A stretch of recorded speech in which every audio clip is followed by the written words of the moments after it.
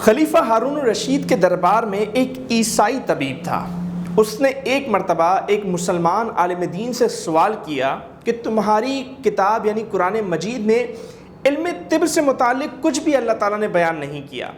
تو مسلمان عالم دین نے اس عیسائی طبیب کو جواب دیا کہ اللہ تعالیٰ نے قرآن مجید کی ایک نہیں بلکہ آدھی آیت میں ہی پورے علم طب کو بیان فرما دیا ہے۔ تو وہ عیسائی طبیب بڑا حیران ہوا اور پوچھا کہ وہ کون سی آیت ہے؟ تو مسلمان عالم دین نے وہ آیت پڑھ کے سنائی کہ اللہ تعالیٰ ارشاد فرماتا ہے کلو وشربو ولا تسرفو، کہ کھاؤ اور پیو اور حد سے نہ بڑھو۔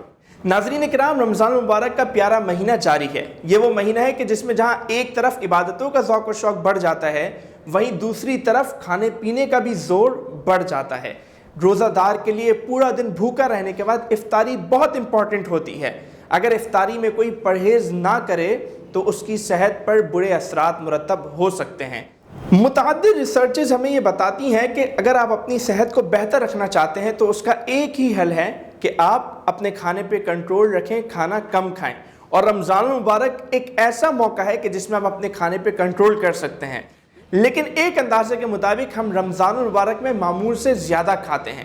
تو اگر آپ اپنے کھانے پر کنٹرول کرنا چاہتے ہیں تو اس کے لیے چند چیزیں اپنے ذہن میں رکھ لیجیے۔ سب سے پہلی چیز، پانی کا زیادہ استعمال کیجیے۔ بعض اوقات بھوک کی شدت کی وجہ پیاس کی شدت ہوتی ہے، تو جب آپ پانی پی لیتے ہیں تو آپ کی بھوک کی شدت آٹومیٹک کم ہو جاتی ہے، اور ویسے بھی اتنے گرم موسم میں پانی پینا زیادہ فائدہ مند ہے۔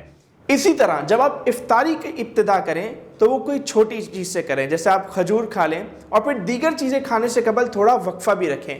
اس سے آپ کا بھوک کا احساس تھوڑا کم ہو جائے گا۔ اور کھجور کھانے میں فائدہ یہ ہے کہ یہ آپ کے جگر کو سب سے جلدی پہنچتی ہے اور آپ کے جسم کو فوری توانائی دیتی ہے، اور یہ پیارے آقا صلی اللہ علیہ وآلہ وسلم کی سنت بھی ہے۔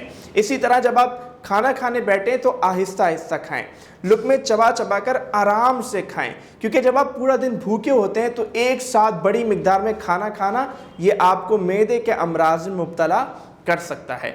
اور ایک اور بہت اہم بات، آپ کی نیند، اپنی نیند کا خاص خیال رکھیں کہ آپ کی نیند بہت زیادہ کم نہ ہونے پائے، کیونکہ ہوتا یہ ہے کہ جب آپ کی نیند کم ہوتی ہے تو اس کی وجہ سے آپ کی بھوک بڑھانے والے ہارمونز کی مقدار بڑھ جاتی ہے۔ تو نیند کی کمی کا اثر آپ کی بھوک پہ پڑتا ہے، تو جب آپ کی نیند کنٹرول میں ہوگی تو آپ کی بھوک بھی کنٹرول میں ہوگی۔